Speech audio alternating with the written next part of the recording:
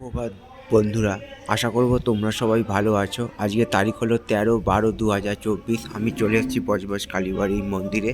আর এখন ঘড়িতে সময় বাজলো সকাল 9:15। আর আমি একদম মায়ের কাছেই চলে এসেছি এবং সেই ছবিটা, মায়ের ছবিটা তোমাদের সামনে দেখিয়ে দিচ্ছি, সকালবেলার ছবিটা।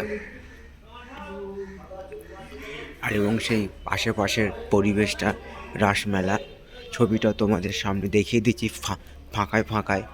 গতকালকেরও আমি ছবি পোস্ট করেছিলাম এবং আজকে সকালবেলা চলে এসেছি বজবজ কালীবাড়ি মন্দিরে।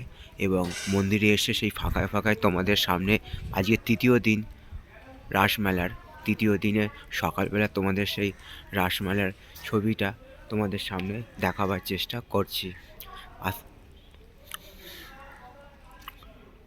তো আমার ঘরের পাশের একদম রাসমেলা, পায়ে হেঁটে 3 মিনিট। সেই জন্য আমি এখানে চলে এসেছি। আজকে আমার কাজের ছুটির দিন, শুক্রবার।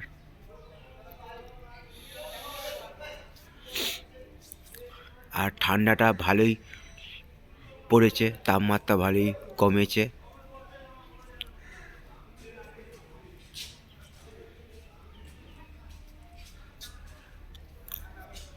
তো তোমরা দেখতে থাকো পুরো ছবিটা।